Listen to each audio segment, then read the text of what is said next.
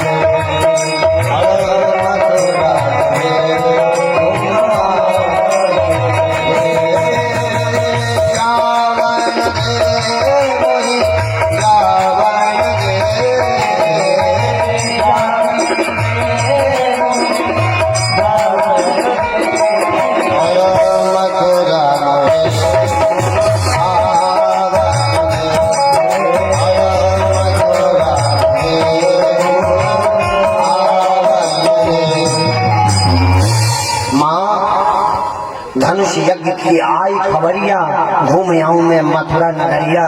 जाने दे माँ, यशोदा की आंखों से अश्रुपात हो रहे थे। अरे कन्हैया, तेरी मीठी मीठी बातें मुझे समझ में आती नहीं, बड़ा चंचल स्वभाव, घी की पूरी बनाई। गांव वालों ने कहा अकेले कृष्ण और बलराम को नहीं जाने लगे, पीछे सारी बैलगाड़ियों को सजाओ, रथ के पीछे पीछे हम नहीं चले गए। अकूर जी के रथ पर सवार हुए भगवान श्री कृष्ण और बलराम, और पीछे पीछे मथुरा वासियों की गाड़ियां। जैसे ही रथ चलना शुरू हुआ, रास्ते में सारी गोपिकाएं लेट गई। अकूर जी ने कहा भगवान श्री कृष्ण, यहाँ से रथ चलाना मेरे बस की बात नहीं है। क्यों? यहाँ सारी गोपिकाओं ने रास्ता को बंद कर लिया है। भगवान रथ से नीचे आया, समझाया तुम्हारे प्रेम के वशीभूत होकर के यदि मैं ब्रज में रह जाऊं तो जिसके लिए मेरा अवतार हुआ है, अवतार किसके लिए हुआ है? वेद व्यास जी ने लिखा ना, तवा अवतारा खल निग्रहाय, मेरा अवतार खल पर निग्रह करने के लिए हुआ है, दुष्टों का विनाश करने के लिए। इसलिए मुझे जाने दो, प्रेम की डोरी में मत बांधो गोपिकाएं।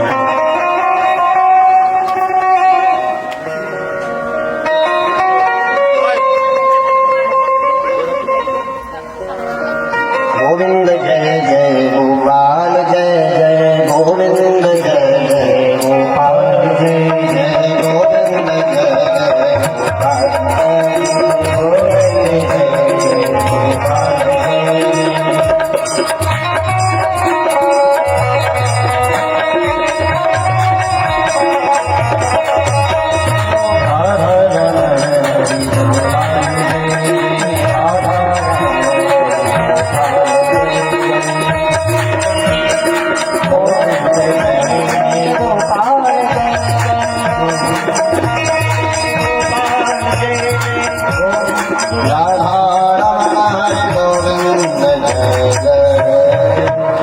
वृंदावन बिहारी लाल।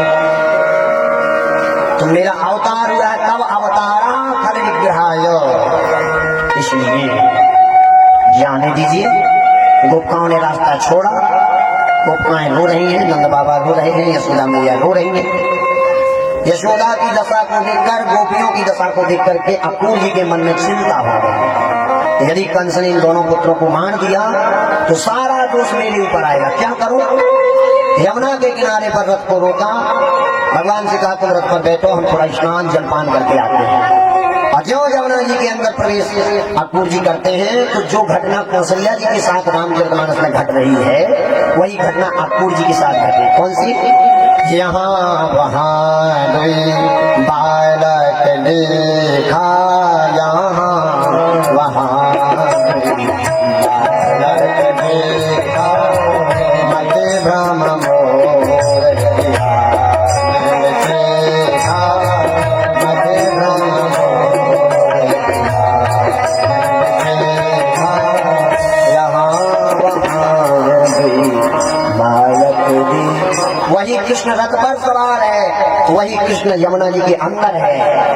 यमुना जल से बाहर जब अक्रूर जी निकले तो कृष्ण रथ पर, और यमुना जल से अंदर जब अक्रूर जी आए तो कृष्ण यमुना के अंदर हाथ जोड़े महाराज। ये क्या लीला है? तब भगवान ने कहा काका जी, आपके अंदर जो चल रहा है कि कृष्ण को बलराम को कंस मार देगा, मैं संसार का पालन करता हूँ, मुझे कोई मारने वाला नहीं, मैं ईश्वर हूँ। अक्रूर जी ने सुंदर श्लोकों में स्तुति की। वेदव्यास जी बड़ा सुंदर वर्णन लिख रहे हैं। न तो हम तुम नारायणं पुरुषमादमभ्यं यन्नाभिजाता अरविंद कोसा ब्रह्मा विरासीद यतयेष लोका। न तो हम त्वाम अखिल हे तुम, हे भगवान संसार के जगत उत्पन्न करता समन करता, आपको मेरा नतोष में हम प्रणाम है। क्यों प्रणाम कर रहे हो? आद्या पुरुषाः नारायणाः, आप ही आदि पुरुष हैं संसार के सबसे पहले। शेष भगवान ने कहा काका जी रथ को रोक दो। कहा क्यों? कहा हमारे बाल सखा पीछे बैलगाड़ी से आ रहे हैं, उनके साथ पहले हम नगर घूमेंगे। आज तक कभी नगर आए नहीं। गांव वाले जब पहली बार शहर जाते हैं तो शहर घूमने की इच्छा होती कि नहीं? तो कहा पहले शहर घूमेंगे। तो शहर घूमने के लिए भगवान निकले अपने मित्रों के साथ। तो भगवान की टोली को देख करके मथुरा के लोग हंसे। कहा क्यों हंसे? कहा शहर का पहनावा अलग, एक ही हाथ से उस रजत को उस धोबी को पाताल भेज दिया। राजा पार्वती ने कुछ नहीं किया। महाराज इतनी सी गलती में किसी को मृत्यु दंड देना क्या उचित है? भाई इतनी गलती नहीं है। तो कहा 3 जन्म से ये धोबी पीछे पड़ा है भगवान के। भगवान ने कहा अहम निपटा ही दें। एक जन्म में तोता बना था, मैना के साथ जानकी के सोने के पिंजरे में रहता था। मैना गर्भवती थी, तोता ने जानकी से कहा हमें छोड़ दो। जानकी ने छोड़ा नहीं, भोजन परोस रही थी, तोता उड़ गया। मैना गर्भ से थी, इसलिए मैना अपने पति के वियोग में मृत्यु को प्राप्त हो गई। तोता ने वृक्ष पर बैठ करके जानकी को कहा कि जानकी, मैं तुम्हें श्राप देता हूँ कि जब तुम गर्भ से होगी तब तुम्हारा पति भी तुम्हें छोड़ देगा। वही तोता धोबी बना, सीता जी और राम जी के वियोग का कारण बना। अब फिर धोबी आ गया, भगवान ने कहा ये छोड़ ही नहीं रहा है, इसलिए अब इसको पहुंचा ही दें। तो सीधे रसातल पहुंचा दिया। अब कपड़े तो पहन लिए, लेकिन कपड़े इतने बड़े बड़े कि जहां से चले रास्ता में झाड़ू लगाने की जरूरत नहीं, अपने आप साफ हो जाए। सो और शहर के लोग हंसेंगे, ये देखो कान्हा अब और बड़ी दिक्कत है। क्या? कहा जहां से हम निकल रहे हैं वहां से रास्ता साफ हो जा रहा है, इतने बड़े बड़े कपड़े हैं। का कोई बात नहीं, दूसरे मामा जी के यहाँ चलते हैं। ततस्तो बालका प्रीतस्त तयोवेशम कल्पयत् विचित्र वर्णश्चैल राया कल्पयत् रनुपता। दर्जी को संस्कृत में कहते हैं वैश कल्पतः, वेश को बनाने वाला। मामा जी हमारे सबके वस्त्रों को सेट कर दो। सोई तो चिल्ला करके बोला नहीं करेंगे, जाओ जाओ। का क्यों? बीते जन्म जन्म मोही दूर न आयो राम, आज दर्शन जो मिलो कृपा के घनश्याम। जब आप मतलब मिथिला में दूल्हा बन के आए थे तो आपकी शादी की ड्रेस मैंने सिल के रखी थी कि कहीं राम मेरी ड्रेस पहन ले, लेकिन आप हमारे दरवाजे आए नहीं, तो जन्म जन्म से आपकी प्रतीक्षा कर रहा हूँ। आज घनश्याम के रूप में आए, थोड़ा रुकिए तो आपके चेहरे को निहार को लूं, इसके बाद कपड़ा पहना। दर्जी मामा से कपड़ा सेट करा लिए। अब कहा एक चीज की कमी और है मित्र। कहा क्या? सबके गले में माला है, हमारे गले में माला नहीं है। तो कहा चलो माली मामा के यहाँ चलते हैं। ततः सुदामनो भवनम मालाकारस्य जगमतो ताम दृष्ट्वा समुत्थाय नराम शिरसा भुवि। सुदामा नाम के माली के यहाँ पहुंचे। कहा मामा एक एक माला पहना दो। मामा की आंखों से आंसू आ गए। अरे कान्हा, जब तुम मिथिला नगरी में पुष्प वाटिका में आए थे, चहुदे से पूछे मोदे माली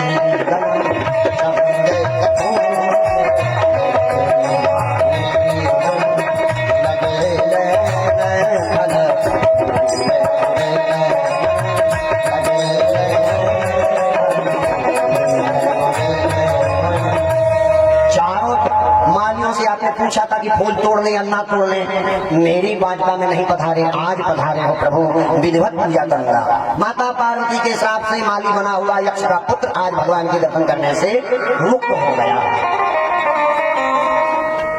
अब तो माला भी पहन ली।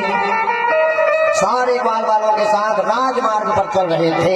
उसी समय अतः प्रजनराज पंथे न माधवा स्त्रियां गृहीतांग विलेप भाजनम मिलो कुबजाम युवतीं बराननाम प्रपक्ष्यन्ति प्रहसन रसप्रदा। राजमार्ग में भगवान जा रहे थे, उसी समय एक कुबरी हाथ में चंदन लेके जा रही थी। भगवान ने हंसते हुए कहा, ये सुंदरी सुनो, विलोक्त कुबजाम युवती बरान नाम। बरान ने विवाह में जब पंडित जी विवाह कराते हैं तो संबोधन करते हैं, हे बरान ने, हे सुंदर मुख वाली। विवाह में सबसे सुंदर कौन होती है? दुल्हन। इसलिए दुल्हन का संबोधन करते हैं बरान ने, सुंदर मुख वाली। तो भगवान उस कुबरी को कह रहे हैं, हे बरान नाम। तो कुबरी हंसती हुई बोली कि महाराज संसार मजाक उड़ावे तो ठीक है, लेकिन आप भगवान है, आप ना मजाक उड़ाओ। हम कुबरी, शरीर में कोड़ भाव, पीठ टेढ़ी है, कुबर निकलो। और आपका हे सुंदरी, मैं आपको सुंदर दिख रही हूँ? कहा हाँ तुम सुंदरी हो।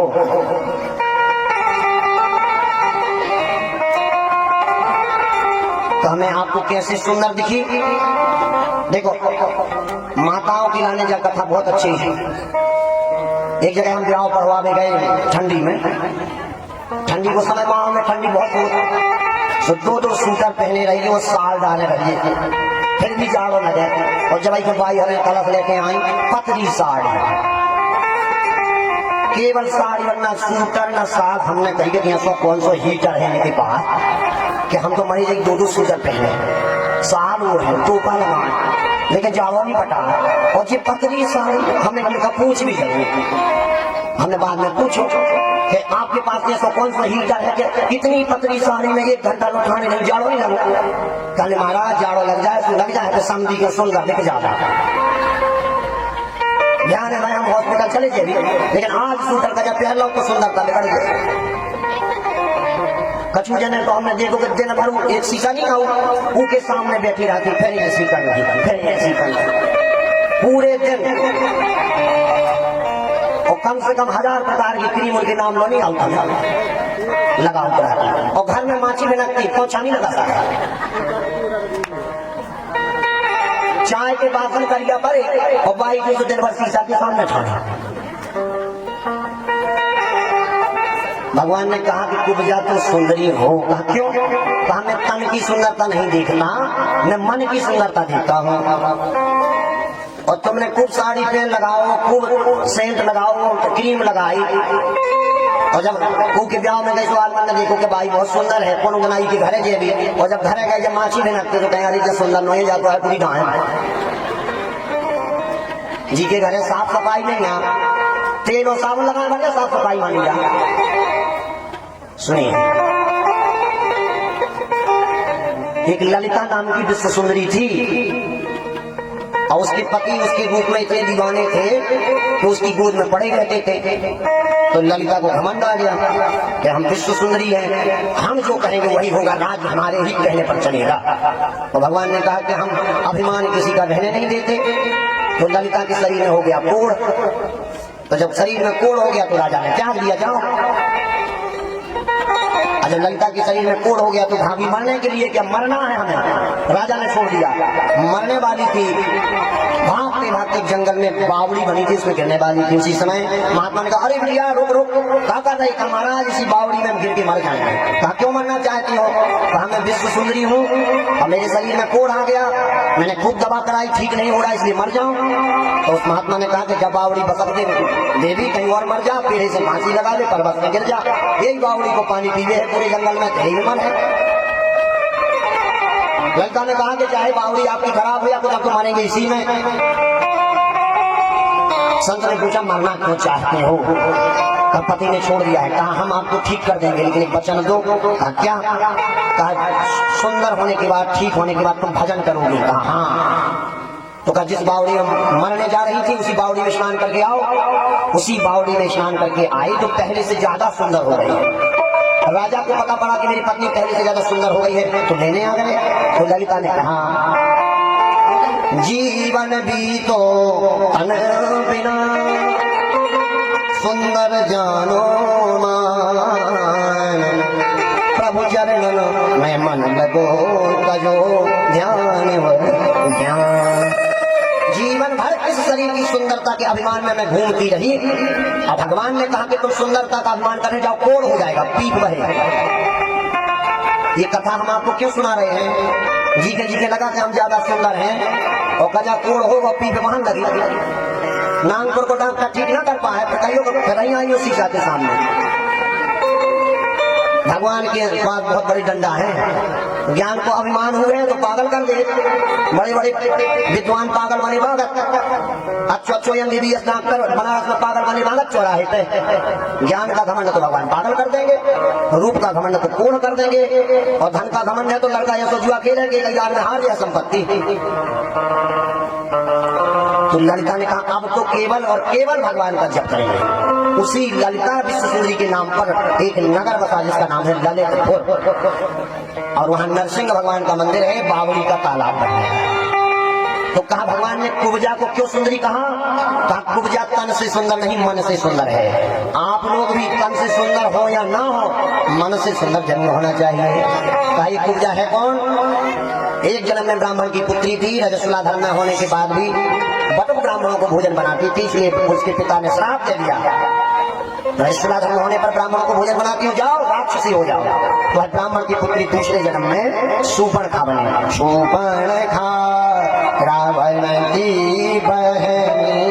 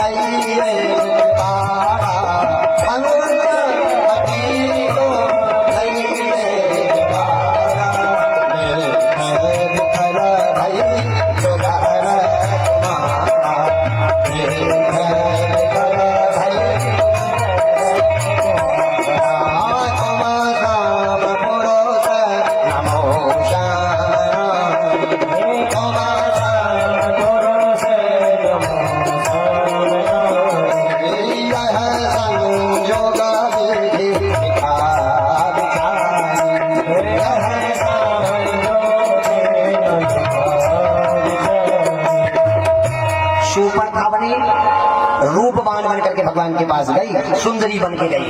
तो भगवान ने कहा जो स्त्री मेरे पास सुंदर बन के आती है उसके हम नाक काट देते हैं। अब जिन जिनको कटवाने हो तो जाना, और जो हमारे पास कुरूप बन के आती, कुब्जा बन के आती, उसको हम सुंदर बना देते हैं। एक जन्म में नाक काट के कुरूप बनाया और दूसरे जन्म में सुंदर बना दिया। हाथ से पकड़ करके पांव को दबा करके खड़ा कर दिया, कुब्जा को, सुंदरी हो गई। दास्याम हम सुंदर कंस सम्मता कर्मणि मदभावितम भोजपते रति प्रिया बिना युवाम को प्रणाम। कुब्जा को सुंदर कर दिया। अब जिससे मंदिर में धनुष रखा था वहां भगवान श्री कृष्ण बलराम पहुंचे। वहां पहरे में लगे हुए सैनिकों से पूछा धनुष को छू ले, कहा छू लो, का उठा ले, तो हंसने लगे। कहीं बड़े बड़े इस धनुष को उठा नहीं पाए, बालक राम उठा ले, का उठा लो, उठा लिया, का प्रत्यंचा चढ़ा ले, का चढ़ा लो, प्रत्यंचा चढ़ा रहे थे, धनुष टूट गया। कंस के कानों तक आवाज गई, धनुष टूट गया। तो एक दहेज में हाथी मिला था, हाथी को मदरा पिला करके मदमस्त करके जिस मार्ग से कृष्ण बलराम आ रहे थे उसी मार्ग में भेजा। कुबलिया पीर नाम के हाथी को कृष्ण बलराम ने एक ही प्रहार से नष्ट कर दिया और उस हाथी के दांतों को तोड़ करके अपना अस्त्र बनाया और रंगमंच में प्रवेश किया।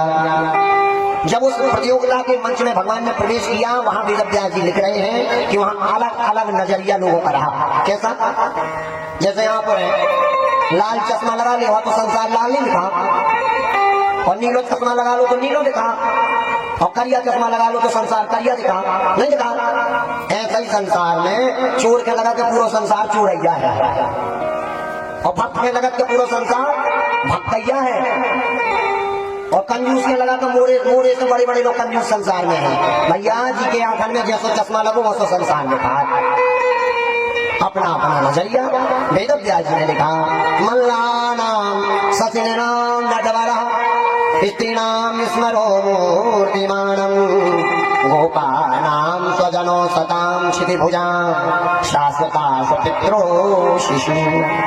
मल्लों को भगवान मल्ल दिख रहे हैं, और स्त्रियों को भगवान सुंदर दिख रहे हैं, और ग्वाल वालों को भगवान सखा दिख रहे हैं, और बूढ़े बूढ़े माता बुजुर्गों को भगवान पुत्र दिख रहे हैं।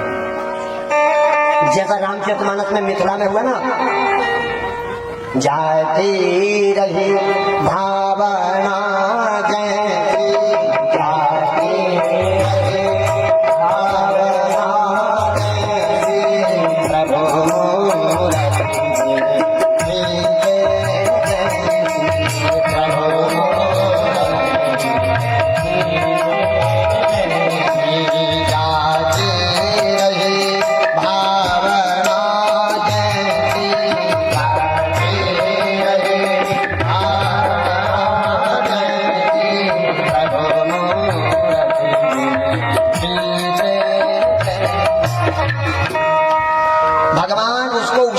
नजर आते हैं जिस प्रकार आप देखना चाहें।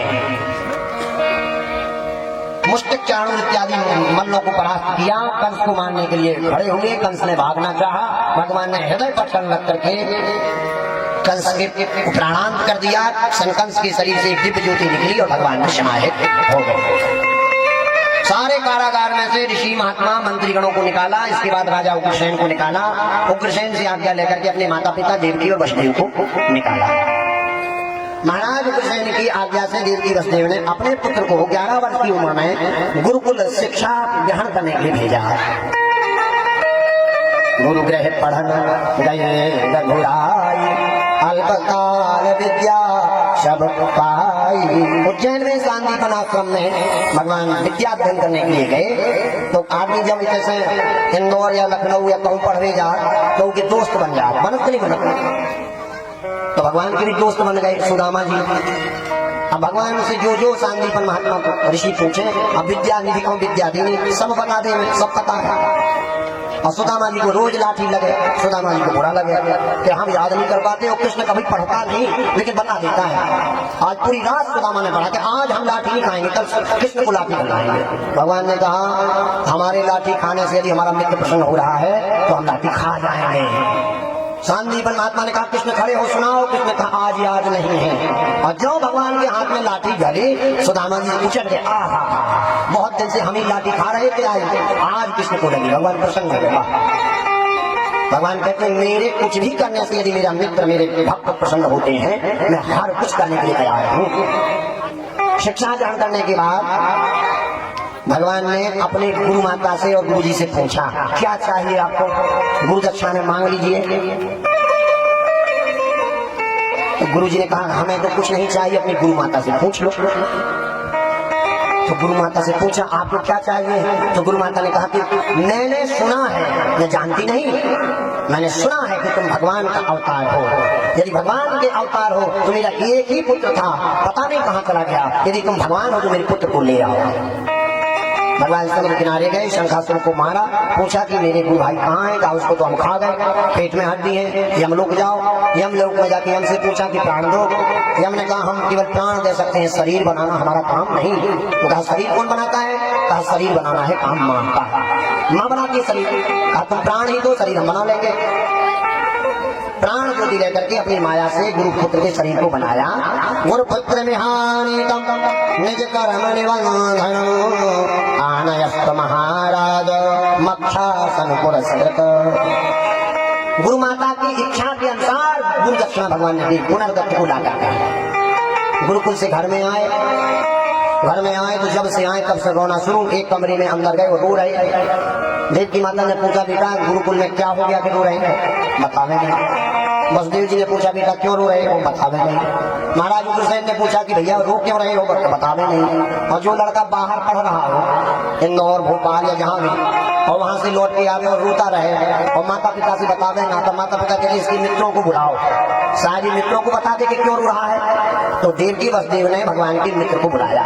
वृषीणां प्रवरो मंत्री कृष्णस्य दैता सखा शिष्यो बृहस्पति साक्षात् उद्धवो बुद्धि सत्तमा। वृषीणां प्रवरो मंत्री, यादव के मंत्री के पद पर विराजमान बृहस्पति के शिष्य उद्धव जी महाराज जो भगवान श्री कृष्ण के मित्र हैं आए। अब पूछा अरे महाराज आप तो स्वयं भगवान के अवतार हैं, आप क्यों रो रहे हैं। तब भगवान ने उद्धव जी से बताया मोहि ब्रज बेस रत्ना, मोहि ब्रज बेस रत्ना, मोहि ब्रज बेस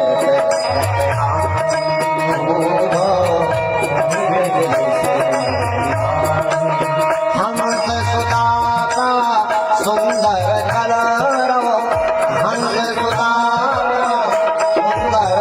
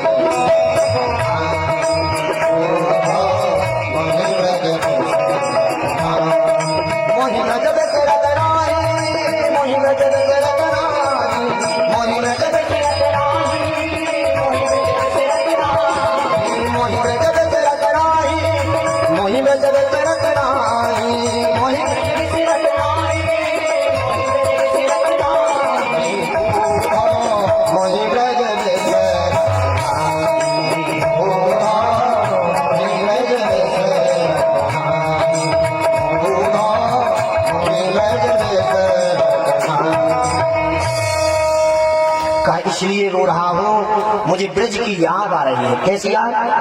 रात समय माता जसमती अरु नंद अति हित खवावा। जैसे ही सुबह सुबह होती थी माता जसमती आ जाती, लाला कुछ खा लो।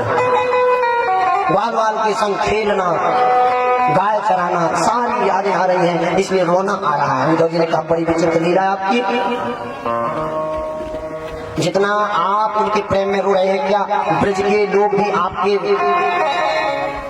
याद में रो रहे होंगे? कहा देखो यदि शंका है तो एक मैं पत्र लिख रहा हूं, कि पत्र लेकर के तुम ब्रज जाओ। भगवान ने पत्र लिखा, उद्धव जी पत्र लेकर के ब्रज में आए। ब्रज की दशा क्या है? जिस कदम के वृक्ष पर कभी भगवान बैठते थे, उस कदम के वृक्ष में सारी गुफाएं लिपटी हुई है। अब मैया की स्थिति क्या है? एक कांस का पुतला बना लिया है कृष्ण, और उस कांस के पुतले को क्या कर रही है? खावे नंद लाल खबावे हरि की मैया। पुतला को खिला रही है। नचे नंद लाल नचावे हरि की मैया। पुतला को नचा रही है। झूले नंद लाल झूलावे हरि की मैया। पुतला को झुला रही है। शोभे नंद लाल शोभावे हरि की मैया। उद्धव जी की तो बुद्धि भ्रमित हो गई, यहाँ तो और ही ज्यादा अत्यधिक प्रगाढ़ प्रेम की प्राप्ति हो रही है। उद्धव जी गोपिकाओं के पास आए, अरे गोपिकाओं सुनो। कहा क्या है?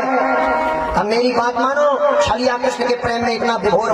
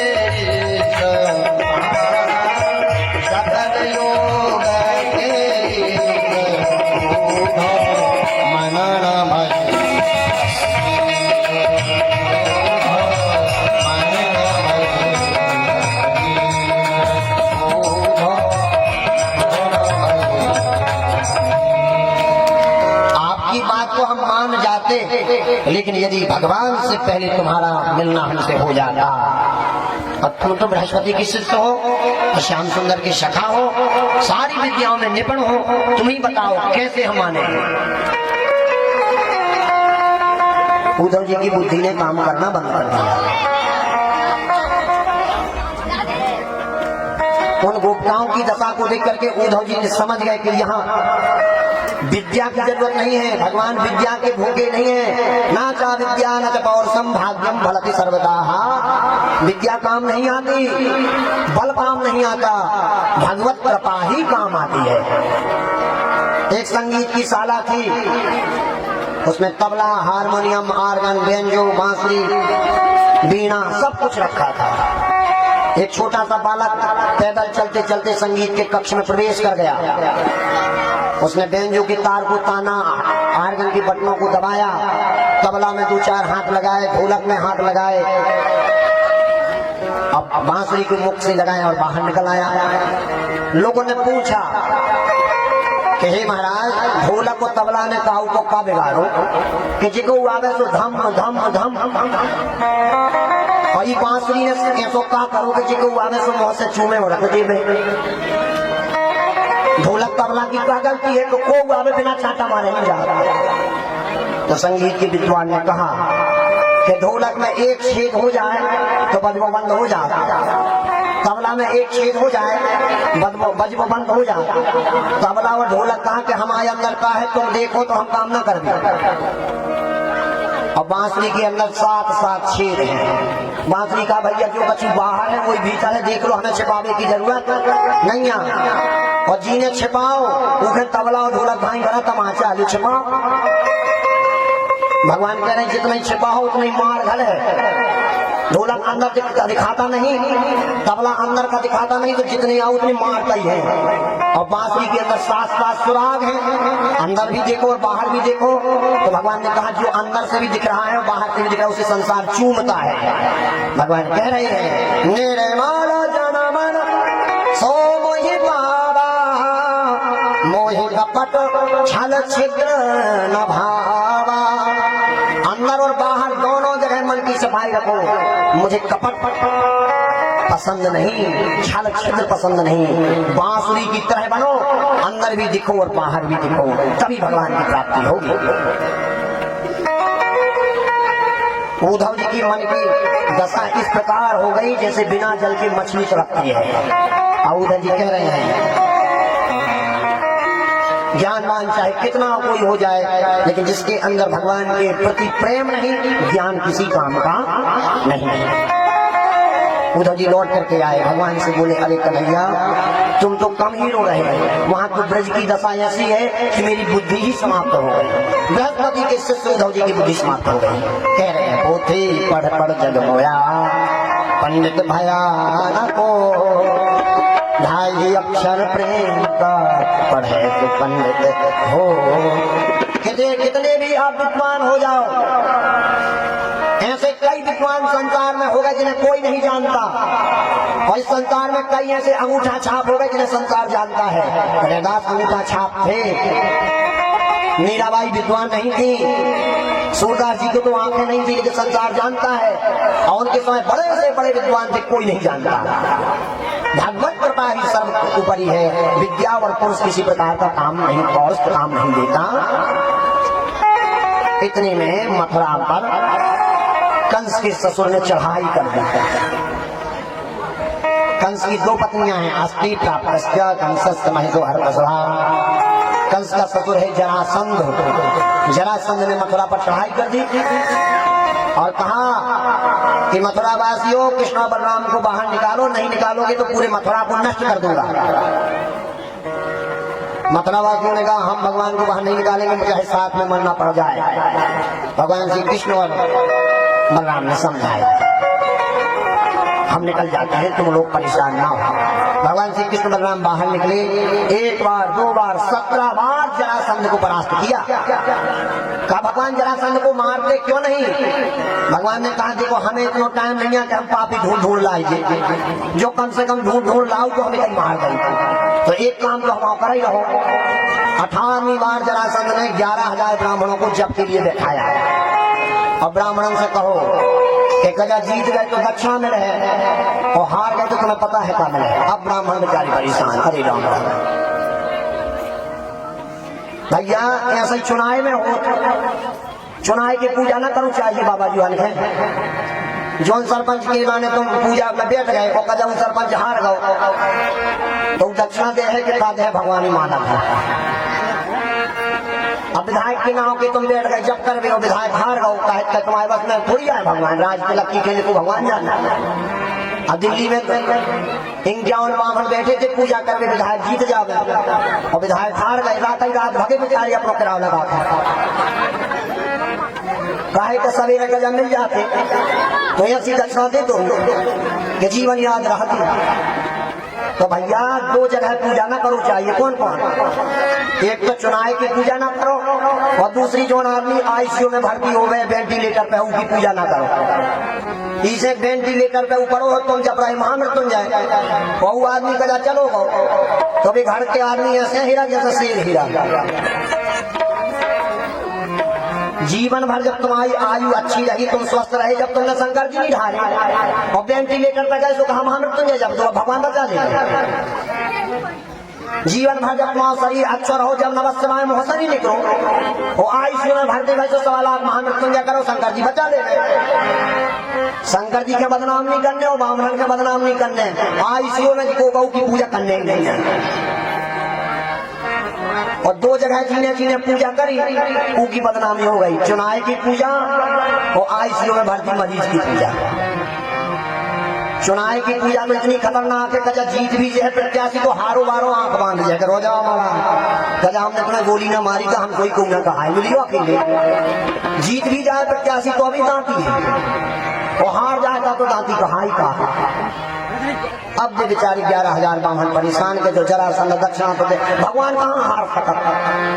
वही ने कही कि भगवान हार जो है तो दक्षिणा, और भगवान का जब जीत गए तो तुम जाना। तो अब बेचारी ब्राह्मण का मंत्र बिसर गो, कहा जब मैं हे भगवान मालक एक बार हार जाओ, मंत्र को बिसर गो डर के माने। हे भगवान हे मथुरा वासी कृष्ण एक बार हार जाइयो, प्राण बच जाए, दोबारा हम जरासंध की जन्म नया। भगवान ने कहा कोई बात नहीं, बंदा हूँ प्रथम महीश्वर चरना, मोह जनक संशय सब हरना। मैं पृथ्वी के देवताओं को प्रणाम करता हूँ, यदि मेरे देवताओं के प्राण संकट में हैं तो इस बार हार जाऊंगा। भगवान रण को छोड़कर भागे।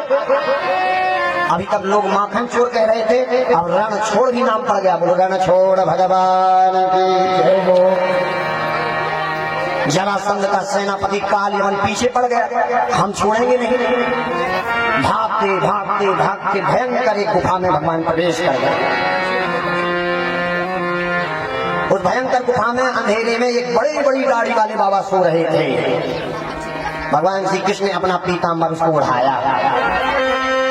काल यवन दौड़ते दौड़ते क्रोध में आया, पीताम्बर को देख करके एक बार चरण से कहा उठो। भागते भागते सो गए। 2 बार 3 बार, तीसरी बार बाबा जी की आंखें खुली। आंखें खुलते ही आंखों से भयंकर अग्नि निकली और काल यवन नष्ट हो गया। ये महाराज कौन? कहा महाराज इक्ष्वाकु के पुत्र मुचकुंद। एक कस्तम प्रणम्याह मुचकुंद मुदान्वित ज्ञात्वा नारायणं देवं गर्गवाक्यमनुस्मरन्।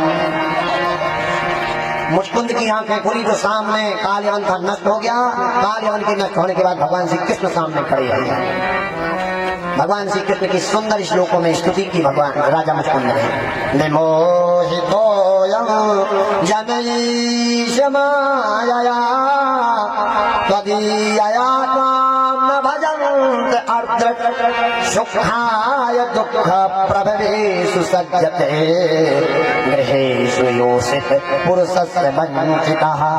हे महाराज विमोहितोऽयं जनैष मायया, सारा संसार आपकी माया से मोहित होकर के पड़ा है।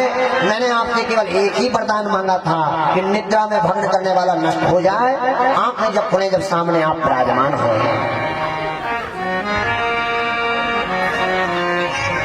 महाराज मुचकुंद को सुंदर स्थान प्राप्त कराया और जाकर के समुद्र के किनारे एक सुंदर नगरी बसाई जिसका नाम हुआ द्वारिका। बोल द्वारकाधीश भगवान की। अब रिश्ता वाले आने लगे भगवान के, तो भगवान ने कही कि ये बलदाऊ भैया तो करें शादी, जब हमारा नंबर आवे हमें तो बड़ो शौक क्या है शादी करने को, लेकिन ये दाऊ भैया शादी करने। तो बलराम जी से भगवान ने कहा भैया आप विवाह कर लो। कहा हमें विवाह नहीं करना। कहा कर लो मालिक, हमारा नंबर आ जाए। तो महाराज रेवत की पुत्री रेवती से बलदाऊ जी का विवाह हो रहा है। त्रेता में जन्म हुआ था रेवती, इसलिए 16 हाथ की थी। अब द्वापर में जन्म हुआ था बलराम का, इसलिए 9 हाथ की थे। तो जब भावने पड़ रही थी तब साली हंसने लगी कि जीजा जी इतने से, दीदी हमारी इतनी बड़ी। तो बलराम ने हल लेकर के देवती के कंधे पर रखा, अपने से छोटा कर लिया। लो अब तुम्हारी दीदी हमसे छोटी हुई नहीं। इसके बाद राजा से भीष्म को नाम विदर्भाधिपति महान तस्य पंचा भवन पुत्रा कन्यका जबरानना। कुंडलपुर के राजा महाराज भीष्म, उनके 5 पुत्र हैं और एक पुत्री है जिसका नाम है रुक्मणी। रुक्मणी के भाई का नाम है रुक्मी। रुक्मी ने अपनी बहन रुक्मणी का विवाह शिशुपाल के साथ तय किया। तो कुंडलपुर के राजा भीष्मक ने अपनी पुत्री से कहा कि बेटी, मैं नहीं चाहता कि तुम्हारा विवाह शिशुपाल से हो, लेकिन बड़े पुत्र के कारण मेरी चलती नहीं, इसलिए तुम अपने अनुरूप विवाह जिससे करना चाहती हो उसको सूचना दो। तब रुक्मणी जी ने अपने पुरोहित पंडित के माध्यम से दुनिया का सबसे पहला लव लेटर लिखा, प्रेम पत्र, और 16 श्लोक उस प्रेम पत्र में लिखे हैं। अब क्या लिख रही है? द्वारकाधीश में को भगवान को जब ब्राह्मण पढ़ के सुनाए तो क्या लिखा रुक्मणी जी ने, सुनिए।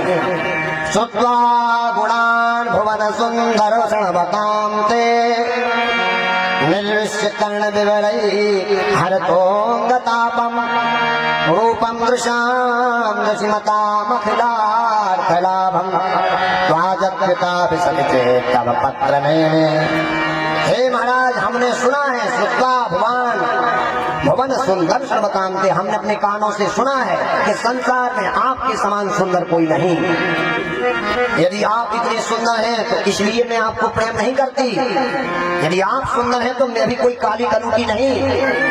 मेरे विश्व कर्ण रूपम दशाम दशिमता, आपके ही समान मैं भी सुंदर हूँ। ये मत समझना कि तुम सुंदर हो मैं काली कलूटी हूँ इसलिए तुम्हें चाह रही हूँ। रूपम दशाम मतलब आपके ही समान में भी सुंदर है। तो कहा क्यों, फिर क्यों लिख रही हो पत्र, क्या गरीब हो? का नहीं नहीं, ये मत समझना कि आप राजा हो हम गरीब हैं इसलिए आपसे प्रेम कर रही नहीं। त्वदाच्युताम मत सत्य लाभा, तुम्हारे समान ही हम धनवान हैं, हम भी राजा की पुत्री हैं। तो कहा तुम्हारा कुल ठीक नहीं होगा इसलिए मुझसे प्रेम करी, नहीं नहीं, मेरा कुल भी सुनिए। धीराम पतिम कुलवतिम नवनीत कन्या, मैं पवित्र कुल की नारी हूँ, कुंडलपुर के राजा भीष्मक की पुत्री हूँ, ऐसी वैसी नहीं। तो भगवान ने कहा अनपढ़ होगी इसलिए हमसे शादी कर रही होगा, नहीं। विद्या वयो द्रवण तसा, जितना आप विद्वान है उतना मैं भी पढ़ी लिखी हूँ। ये जानते हो ये कथा हम क्यों सुना रहे हैं? ताकि आज की बच्चियों को पता लग जाए कि प्रेम कहाँ करना चाहिए। तुमने प्रेम कर लो विधायक के लड़का से और तुम्हारे पिताजी है किसान, तो शादी हो जाएगा ना हुआ। मतलब माता रुक्मणी अपने श्लोकों में कह रही है कि प्रेम बराबरी में ही करो और ऐसी जगह करो जहां माता पिता को सिर नीचे ना हो। और तुमने प्रेम ऐसी जगह करो कि माता पिता को सिर नीचे होगा और ब्याह के बाद 2-3 महीना 2-3 साल के बाद कई बिटिया ने फांसी लगा ली। इसलिए इस लोक को हम सुना रहे हैं। माता रुक्मणी भी राजा की पुत्री हैं, उतनी ही पढ़ी लिखी हैं, उतनी भी सुंदर हैं। तो कहा जब मेरे ही समान पैसे वाली हो, मेरे ही समान सुंदर हो और मेरे ही समान पढ़ी लिखी हो तो क्यों प्रेम पत्र लिख रही हो? तुम्हारे यहाँ क्या जरूरत है? क्या तुम्हें कोई शादी नहीं करना तुमसे क्या? तो रुक्मणी जी लिख रही है नहीं। माता पितस्य तन्मे भवान खलु व्रतपतिरंग जाया, शादी करने वालों की लान लगी है महाराज। इतने लड़का ठाड़े कि हमसे शादी कर लो लेकिन हमें पसंद नहीं है। रुक्मणी जी लिख रही है मुझसे शादी करने वालों की लाइन लगी है। तो कहा क्यों लिख रही हो? तुम्हारे माता पिता से छिपकर तुमने पत्र क्यों लिखा? तो रुक्मणी जी ने कहा नहीं, मैं अपने माता पिता से छिपकर नहीं लिख रही। माता पिता भवतो विभो विदेही, मेरे पिताजी ने ही कहा है कि तुम पत्र लिखो इसलिए लिख रही है। कहा जब पिताजी की मर्जी है तो फिर चोरी से पत्र भेजने की जरूरत क्यों पड़ी? कहा भरतो विदेही, मेरा भाई मेरा विरोधी बन गया है इसलिए आपको पत्र लिख रही है। चाहती क्या हो? पूर्वे कष्ट नियम व्रतदेव वित्रा यस्यांधि पंकजः स्वपनम महान्तो वाञ्छान्तु मा पतिरिवात्मतमोपहत्यै। मैंने मन में पिताजी के कहने पर आपको पति मान लिया है। यदि आप मिले तो जीवित रहूंगी वरना मर जाऊंगी। जब ब्राह्मण के मुख से पत्र सुना तो भगवान ने रथ तैयार किया, चलो कुंडलपुर चलते हैं। भगवान कुंडलपुर पहुंचे। माता रुक्मणी जी कुल देवी की पूजा करने के लिए आ रहे हैं। और जैसे ही रथ भगवान का रुका तो वहां के रक्षक सैनिक ने कहा भगवान के कितने सुंदर पाए हैं। कितने सुंदर पीताम्बर है, भगवान की बांसुरी कितनी मधुर है। रुक्मणी जी रथ चला रही है, भगवान पर बैठ गए। बताइए रुक्मणी हरण हो रहा है या कृष्ण हरण, और जो रथ चला है वही न ले जा रहा है, तो रुक्मणी कृष्ण का हरण कर रही है।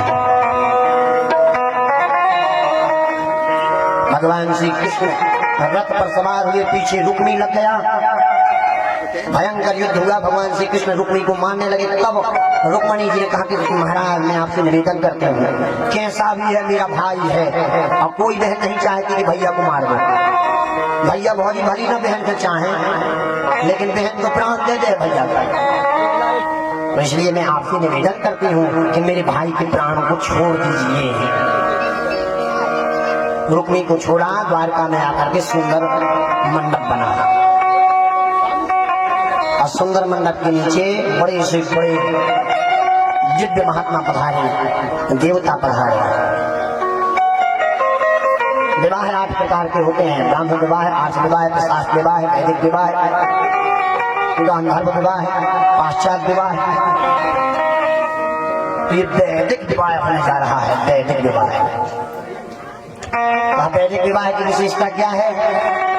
का मंत्रों के सहित, स्वजनों की सहित जो विवाह किया जाए वो वैदिक विवाह है। द्वारिका में ही विवाह हो रहा है। मंडप छाया, देवता रूप धारण करके आए,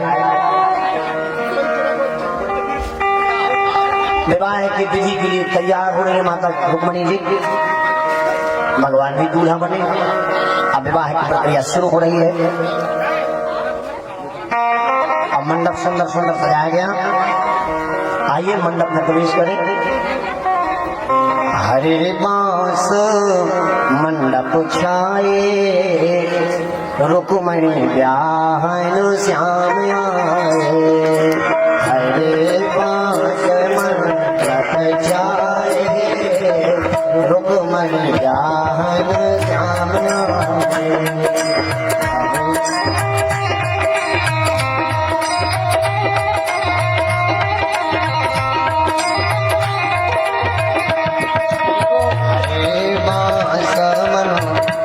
छाए, रुक्मणी ब्याहन श्याम आए।